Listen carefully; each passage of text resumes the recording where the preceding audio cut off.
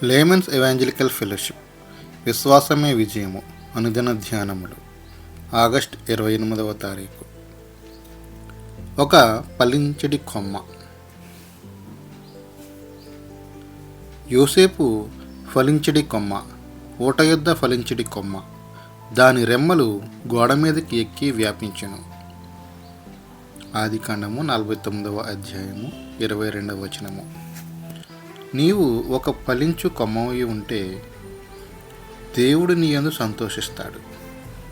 నా తోటలోని ఒక చెట్టు కాయలు కాస్తుందని 10 సంవత్సరములుగా కనిపెట్టాను, కానీ కాయలు కాయలేదు. అందుచేత దానిని నరికించి వంట చెరుకుగా వాడితిని. అది సులువుగా జరిగినది. ఏ క్రైస్తవుడైనను తన జీవితాన్ని డబ్బు సంపాదించుటలోనే గడపవచ్చును.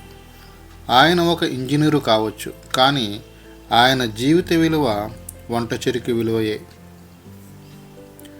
యోసేపు వంట చెరుకుగా కాక ఒక ఫలించు కొమ్మయ్య ఉండెను. ఆ కొమ్మ నుండి తన తండ్రి, సహోదరులు, వారి బిడ్డలు భుజించుచుండిరి. ఐగుప్తు దేశమంతయు పొరుగునున్న దేశములన్నీ పోషించబడుచుండినవి. అతడు పెద్దలకు పిన్నలకు మరువలేని ఒక మాదిరి అయి ఉన్నాడు. అతని మాదిరి శక్తివంతమైనది. యాకోబు తన సొంత కుమారుడు ఫలించు కొమ్మ వలె ఉండుట చూచి చాలా సంతోషించెను.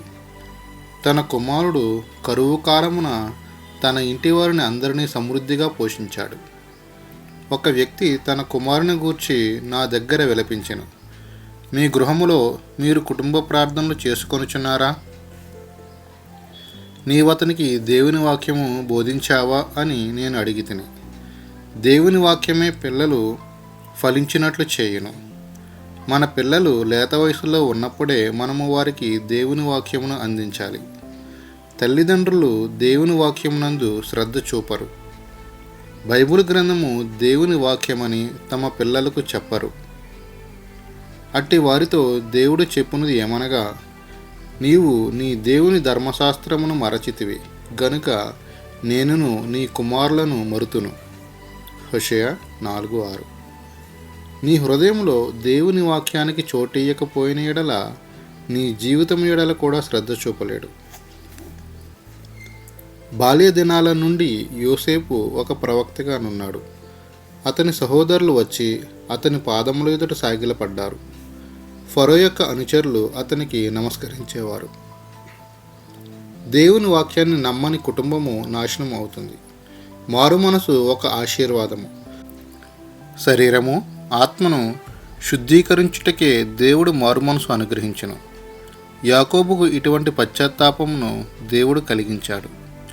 నిజమైన పశ్చాత్తాపంతో కూడిన మారు మనసు నీ రక్తమును కూడా శుద్ధీకరించగలదు. పరిశుద్ధాత్మ సహాయముతో నీవు పశ్చాత్తాపడినట్లయితే నీ శరీరంలోని ప్రతి అవయవము నూతనపరచబడుతుంది. ఎన్ దానియేల్ గారు.